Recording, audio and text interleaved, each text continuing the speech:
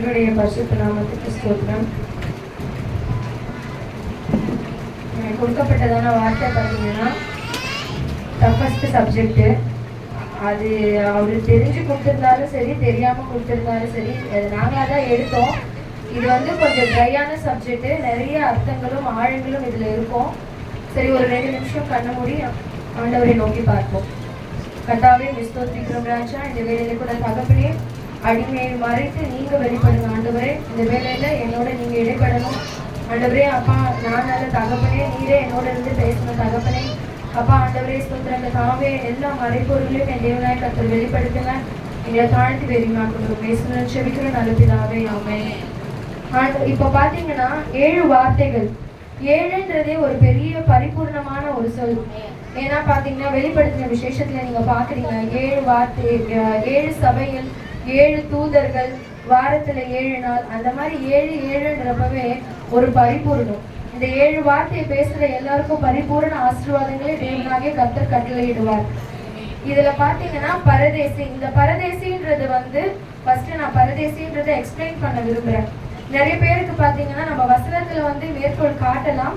ஆனாலும் நான் ஆல்ரெடி எனக்கு வர எப்பவுமே இந்த 7 வேர்ட்ஸ்ல அந்த பரதேசி வார்டு தான் எப்பவுமே வருது. அது ஏன்னு தெரியல.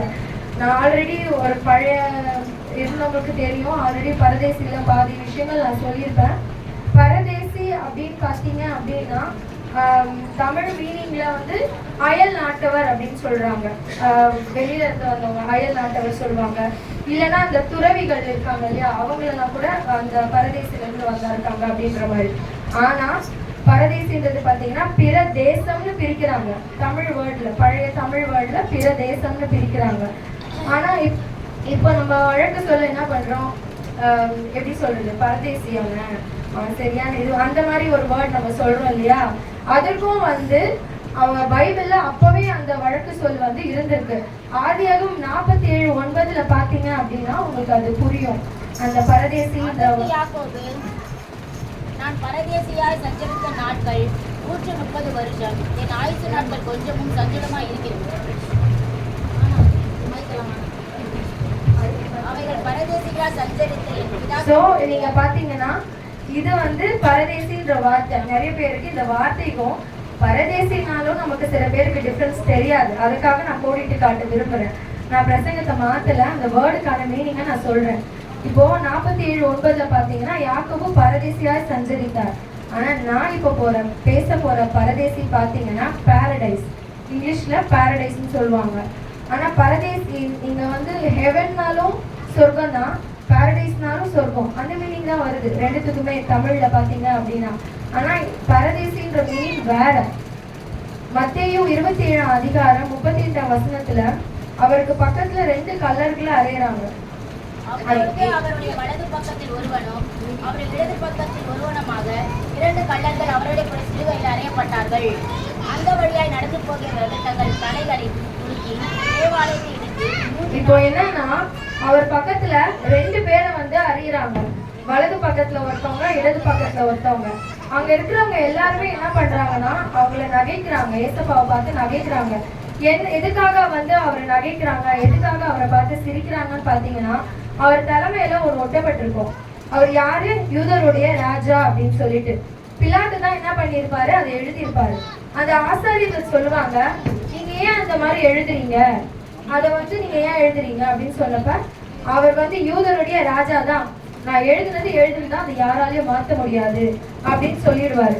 அப்போ இந்த பரதேசியோட விளக்கம் பாத்தீங்கன்னா லூக்கா எழுதின விசேஷம் 23ஆம் அதிகாரத்துல நம்ம பார்க்கலாம். இது கொஞ்சம் டஃப்பான சப்ஜெக்ட், ப்ளீஸ் கொஞ்சம் கவனிச்சிங்கன்னா உங்களுக்கு ஈஸியா புரியும். 23ஆம் அதிகாரம் 38 இருந்து படிங்க. இவன் யூதருடைய ராஜா என்று வேற்று லட்சம் எவ்வேறு எழுத்துக்கள் எழுதி அவருக்கு மேலாக வைக்கப்பட்டது. அன்றையும் சிலுவையில் அறியப்பட்டிருந்த குற்றவாளிகள் ஒருவன், கிறிஸ்துவானால் உன்னையும் எங்களையும் ரட்சித்துக்கொள் என்று அவரை இகழ்ந்தான். மற்றவன் அவனை நோக்கி, நீ இந்த ஆக்கணைக்கு உட்பட்டவனாய் இருந்தும் தேவனுக்கு பயப்படுவதில்லையா? நாமோ நியாயப்படி தண்டிக்கப்படுகிறோம். நாம் நடிப்பித்தவைகளுக்கு தக்க பலனை அடைகிறோம். இவரோ தகாதது ஒன்றையும் நடிப்பிக்கவில்லையே என்று அவரை கடிந்து கொண்டு இயேசுவை நோக்கி, ஆண்டவரே, நீர் உம்முடைய ராஜ்யத்தில் வரும்போது அடியனை நினைத்தருளும் என்றார். இயேசு அவரை நோக்கி, இன்றைக்கு நீ என்னோடு கூட பரதேசில் இருப்பாய் என்று மெய்யாகவே உங்களுக்கு சொல்லுகிறேன் என்றார். ஆமென். இப்போ ஆண்டவர் என்ன சொல்றாருன்னா, 2 பேர் அரைஞ்சிருக்காங்க. அதுல லெஃப்ட் சைடு இருக்கிறவன் பேசினானா ரைட் சைடு இருக்கிறவன் பேசினானான்னு பைபிள்ல மென்ஷன் பண்ணல. யாரோ ஒருத்தர் என்ன பண்ணியிருக்காரு, அவரை சொல்லியிருக்காரு, அப்போ நீங்களே உங்களை ரட்சித்துக்கோங்க, நீங்க வந்து யூதருடைய ராஜா, அப்போ உங்களாலே உங்களை காப்பாற்ற முடியாதா, அப்போ உங்களை நீங்களே ரட்சித்துக் கொள்ளுங்க அப்படின்னு சொல்லும் பொழுது, அப்போ பக்கத்துல இருக்கிறவர் சொல்றாரு, நம்ம பண்ண தப்புக்காக நம்ம தண்டிக்கப்படுறோம், நம்ம குற்றம் செஞ்சிருக்கோம், ஆனா அவருடைய ரத்தம் பாத்தீங்கன்னா மாசற்றதும் குற்றமில்லாத ரத்தமா இருக்குது. அவர் நம்மளுக்காக ஒரு தவறுமே செய்யல, ஒரு சின்ன மிஸ்டேக் கூட செய்யாம குற்றமில்லாத ரத்தத்தை அவர் செஞ்சினாரு நமக்காக. உடனே அவருக்கு ஒரு ஆசீர்வாதமான வார்த்தையை அந்த இடத்துல கட்டளையிடுறாரு. என்னன்னு பாத்தீங்கன்னா, இன்றைக்கு என்னோட கூட நீ பரதேசியில் இருப்பாய் அப்படின்னு சொல்றாரு.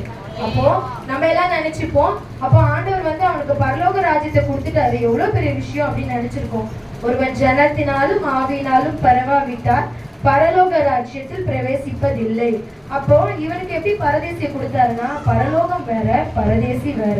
பரதேசினா என்னன்னு பாத்தீங்கன்னா இலை பார்க்கிற இடம், அவ்வளவுதான்.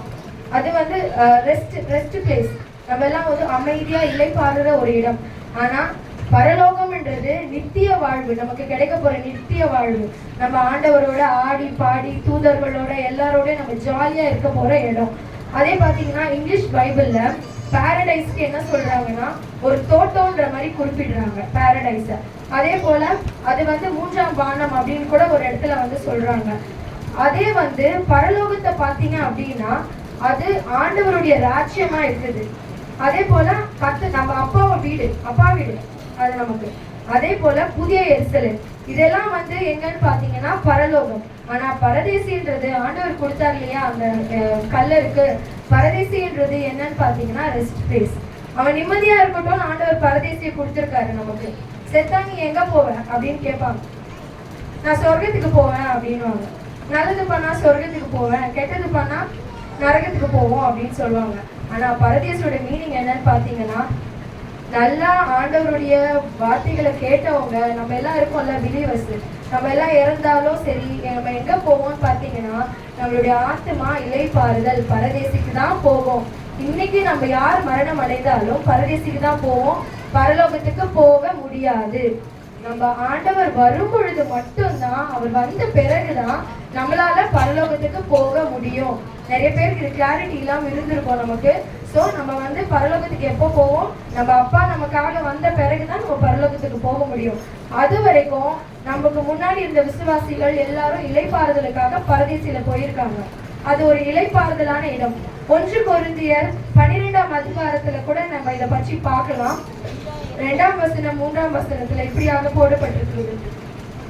கிறிஸ்துவுக்குள்ளான ஒரு மனுஷனை அறிவேன், அவன் 14 வருஷத்துக்கு முன்னே 3ஆம் வானம் வரைக்கும் எடுக்கப்பட்டான். அவன் சரீரத்தில் இருந்ததானோ சரீரத்துக்கு புறம்பே இருந்தானோ அதை அறியேன், தேவன் அறிவார். அந்த மனுஷன் பரதேசிக்குள் எடுக்கப்பட்டு மனுஷர் பேசப்படாததும் வாக்கு கெட்டாததும் ஆகிய வார்த்தைகளை கேட்டான் என்று அறிந்திருக்கிறேன். இப்ப பாத்தீங்கன்னா பவுல் சொல்றாரு, அவரே பாருங்க ட்விஸ்ட் வச்சுதான் சொல்லுவாரு. ஏன்னா இது வந்து நிறைய பேருக்கு பரலோகம் பரதேசியோடைய டிஃபரன்ஸே தெரியாது நமக்கு. அவரே என்ன சொல்லியிருக்காருன்னா, ஒரு மனுஷன் இருந்தான், அவன் பரதேசிக்கு எடுத்துக்கொள்ளப்பட்டான், அவன் பாத்தீங்கன்னா அவன் எங்க இருந்தான்னு எனக்கே தெரியாது அப்படின்ற மாதிரிதான் அவன் சொல்லுவாரு. ஸோ இந்த பரதேசி நம்ம இந்த கல்லனுக்கு வந்து ஆண்டவரும் அன்னைக்கு மறிக்கிறாரு. அவர் என்ன சொல்றாருன்னா, இன்றைக்கு நீ என்னோட கூட பரதேசியில் இருப்பாய், பரலோகத்தில் இருப்பாய்ன்னு சொல்லல. அவனுக்கு ஆண்டவர் எது கொடுக்கிறாருன்னா ஒரு இளைப்பாறுதலான இடத்தை தான் கொடுக்கிறாரு. ஆனா நம்ம ஞானஸ்தானம் பெற்றவர்களும் ஆண்டவருடைய அபிஷேகம் பெற்றவர்கள் மாத்திரமே அந்த பரலோகத்துக்கு போக முடியும். ஆண்டவர் அவனுக்கு பரதேசியை கொடுத்திருக்காரு. அந்த பரதேசியே ஒரு எவ்வளவு பெரிய விஷயம், இளைப்பாறுதலான ஒரு இடம், அது அப்படிப்பட்ட அருமையான இடம் சொல்லி பைபிள்ல இருக்கு. மத்தேயுவிலும் பாத்தீங்கன்னா 11ஆம் அதிகாரத்திலயும் இருக்கு, 28. இதெல்லாம் நீங்க வீட்டுக்கு கூட போய் படிங்க. நான் ஜஸ்ட் ஒரு லிங்க் மட்டும் கொடுக்குறேன், ஏன்னா எனக்கு கொடுக்கப்பட்ட நேரத்துல நான் முடிக்கணும்னு வாஞ்சிக்கிறேன். எபிரேயர் 4:8, 8ல இருந்து 12.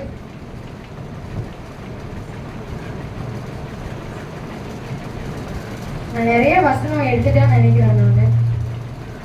சரி, ஓகே, பரவாயில்ல. யோசுவா அவர்களை இளைப்பாறுதலுக்கு உட்படுத்தியிருந்தால் பின்பு அவர் வேறொரு நாளை குறித்து சொல்லியிருக்க மாட்டாரே. ஆகையால் தேவனுடைய ஜனங்களுக்கு இளைப்பாறுகிற காலம் இனி வருகிறதா இருக்கிறது. வருகிறதா இருக்கிறது. ஏனெனில் அவருடைய இளைப்பாறுதலில் கிடைத்தவன் தேவன் தம்முடைய கிளைகளை முடித்து ஓய்ந்திருந்தது போல தானும் தன் கிளைகளை முடித்து ஓய்ந்திருப்பான். ஆமென். இப்போ இலைப்பாறுதல் அடிக்கடி குமாரப்பா ஒரு வசனம் சொல்வார்.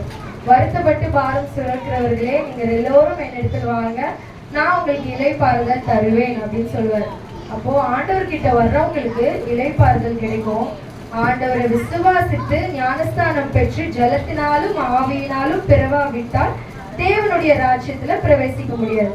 ஆண்டவரை வந்து வருத்தப்பட்டு பாரம் சுமக்கிறவர்களே நீங்களாம் வாங்க இலைப்பாறுதல் தரேன்னு சொல்றாருல்ல, ஆத்துமாக்களுக்கு இலைப்பாறுதல் கிடைக்கும் அப்படின்ற வேர்டும் கீழே வரும்.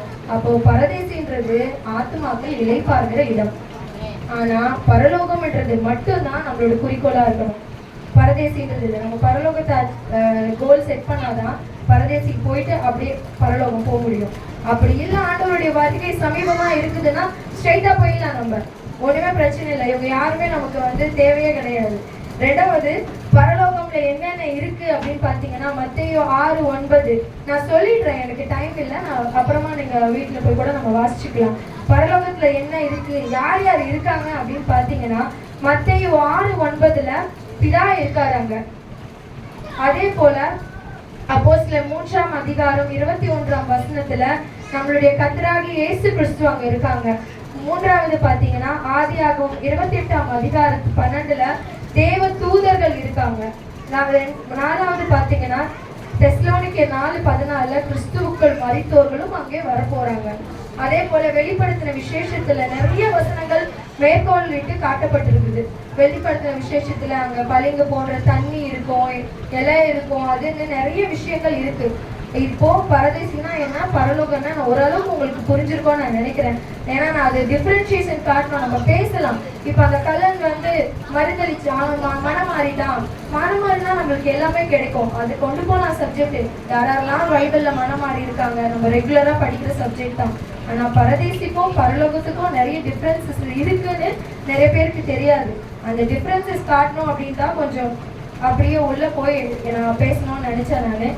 ஏன்னா நம்ம மனம் மாறிட்டான், அவன் மன்னிப்பு கேட்டான், ஆண்டவர் மன்னிச்சாரு. அதனால நம்மளும் அந்த மாதிரி மன்னிக்கணும். 7 தரம் மன்னிக்கணும், 7 தரம் மன்னிக்கணும். அதே போல மனம் திரும்புதல், இந்த மாதிரி நிறைய வார்த்தைகளை எனக்கு பின்னாடி வர வாரியர்ஸ் எல்லாரும் பேச போறாங்க. எனக்கு முன்னாடி பேசினவங்க ரொம்ப அருமையா பேசினாங்க. ஆனா இந்த டிஃபரன்ஷியேஷன் உங்களுக்கு வந்து யூஸ்ஃபுல்லா இருக்கும்ன்றதுக்காக தான் இது கொஞ்சம் புரிஞ்சும் இருக்கும், புரியாமலும் இருக்கும். இது நீங்க டீப்பா வாசிக்கும் போது இதுல இருக்கிற அர்த்தம் ரொம்ப பயங்கரமான அர்த்தங்கள்லாம் இருக்கு. நான் இதை பத்தி நான் படிச்சுட்டே இருக்கும்பொழுது எனக்கு என்னடா இது திரும்பியும் இதே வருது, திரும்பியும் அப்படி போகுது, பரலோகம் வருது பரதேசின்னு வருது, அப்படி எதுதான். அப்புறமா தான் எனக்கு ஒரு கிளாரிட்டி கிடைச்சது, பரதேசினா இதுதான், பரலோகம்னா இதுதான் அப்படின்னு சொல்லிட்டு. ஓகே, பரலோகத்தை இன்னும் நிறைய பார்க்கலாம். ஆண்டவர் இருப்பாரு, எல்லாரும் இருப்பாங்க, நம்மளும் அங்க போறோம். ஸோ உங்களுக்கு ஓரளவுக்கு பரதேசி என்ன பரலோகம் என்னன்னு புரிஞ்சுக்கோ நான் கர்த்தருக்குள் விசுவாசிக்கிறேன். ஏன்னா எனக்கு கொடுக்கப்பட்ட டைம் எனக்கு முடிய போகுது. ஒரு சின்ன பாடலை பாடி என்னுடைய ஸ்பீச் நான் முடிச்சுக்கிறேன். பரலோகம்